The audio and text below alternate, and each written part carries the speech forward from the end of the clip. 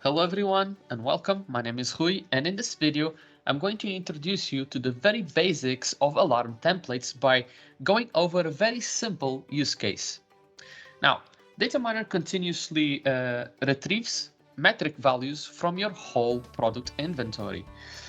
These values are then compared to user-defined thresholds, and each time these are violated, DataMiner will generate an alarm. Thresholds are defined in alarm templates. Alarm templates contain all thresholds for all monitored metrics of a specific connector. Now, this once again is a Microsoft server. If I pull up the alarm console, you'll see there's an alarm history on the server, so we know some of its metrics are being monitored. Now, let's take a look at its templates by going to the Protocol and Templates app. Alarm templates are listed here in the third column under Alarm. So let's right-click and click New to see how exactly we could create one from scratch. I won't go all the way, so I'll later open up another one with all thresholds set for interesting metrics. But for now, let's go over this empty form. This is the alarm template editing screen. It lists all monitored or available parameters in this connector. We will pick now just one metric, say the total processor load, to monitor. There are different types of monitoring. We stick with normal, because the others are addressed in other videos, so keep an eye out for that.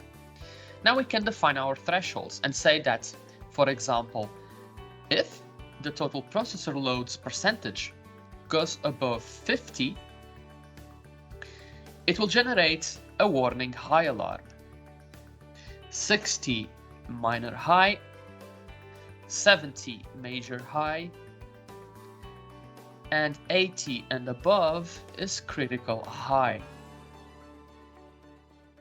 Alright, additionally, we can add rules to enable or disable the monitoring of this particular metric based on certain conditions. If you have behavioral anomaly detection enabled, you'll get suggestion events in your alarm console whenever anomalies like level shift, variance change, and more happen. But by enabling this, instead it will create an alarm as opposite to a suggestion event. Alright, so this is the quick general idea for fixed alarm thresholds for each of your metrics. Now, let's go over an existing alarm template, the standard one. Now that I set thresholds for one metric, let me show you the other one with more metrics already configured. As you can see here, on the first page, we have a memory usage and CPU being monitored. As you can see from the visual overview of the product itself, these metrics are being monitored.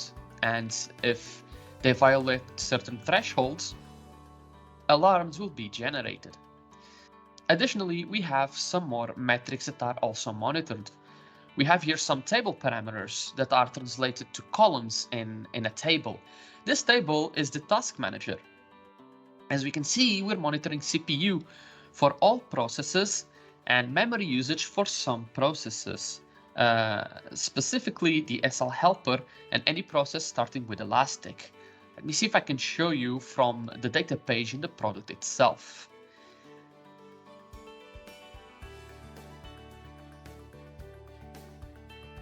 All right, and finally, we have other monitored metrics and set thresholds for table parameters on the disk info table, and even a couple more. Now, if we go back for a second, in here, you can manage your alarm templates from the Protocol and Templates app, which lets you create, delete, duplicate, and even upload from their XML form, because alarm templates are actually XML files. Now, to assign to an element, you can select the alarm template, click Assign Elements, find our Microsoft server, and add it. Alternatively, you can find the product in Surveyor, right-click, Protocols and Templates, and assign Alarm Template. If we assign our initial template, you will see that only the total processor load is monitored and alarms will be only generated for this metric and not any of the others. So let's go back and assign the proper alarm template again. Now all metrics we want to pay attention to are being monitored once again. Now, like I said, this is a very basic use case for alarm templates using fixed threshold values.